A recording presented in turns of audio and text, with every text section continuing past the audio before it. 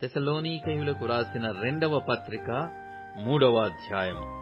తుదకు సహోదరులారా, మీలో జరుగుచున్న ప్రకారము ప్రభువు వాక్యము శీఘ్రముగా వ్యాపించి మహిమ పరచబడు నిమిత్తమును, మేము మూర్ఖులైన దుష్ట మనుష్యుల చేతిలో నుండి తప్పింపబడు నిమిత్తమును మా కొరకు ప్రార్థించుడి.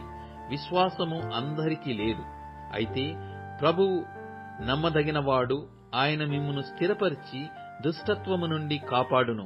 మేము మీకు ఆజ్ఞాపించు వాటిని మీరు చేయుచున్నవారనియు ఇక చేయుదురనియు ప్రభువునందు మిమ్మును గూర్చి నమ్మకము కలిగియున్నాము.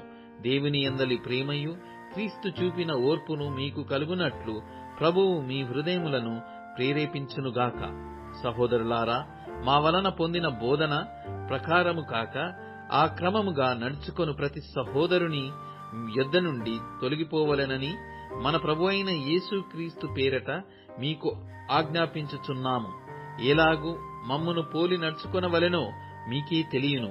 మేము మీ మధ్యను అక్రమముగా నడుచుకొనలేదు, ఎవని యొద్దను ఉచితముగా ఆహారము పుచ్చుకొనలేదు. మేము మీలో ఎవనికిని భారముగా ఉండకూడదని ప్రయాసముతోనూ కష్టముతోనూ రాత్రింబగళ్లు పనిచేయుచు జీవనము చేసితిమి. మీరు మమ్మును పోలి నడుచుకొనవలెనని మమ్మును మేము మాదిరిగా కనపరుచుకొనుటకే ఇలాగు చేసితిమి గాని మాకు అధికారము లేదని చేయలేదు. మరియు మేము మీ యొద్ద ఉన్నప్పుడు ఎవడైనను పని చేయనొల్లని ఎడల వాడు భోజనము చేయకూడదని మీకు ఆజ్ఞాపించితిమి గదా.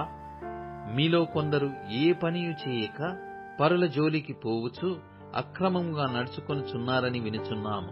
అట్టివారు నెమ్మదిగా పనిచేయుచు సొంతముగా సంపాదించుకొనిన ఆహారము భుజింపవలెనని మన ప్రభువైన యేసుక్రీస్తు పేరట వారిని ఆజ్ఞపూర్వకముగా హెచ్చరించుచున్నాము.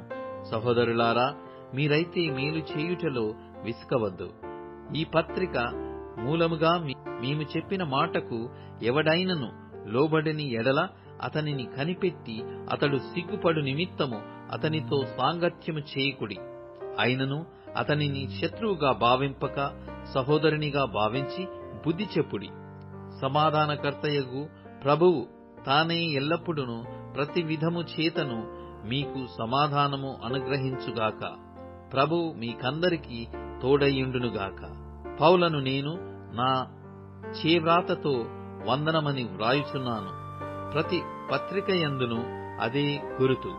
నేను వ్రాయుట ఇలాగే మన ప్రభువైన యేసుక్రీస్తు కృప మీకందరికీ తోడయ్యుండునుగాక.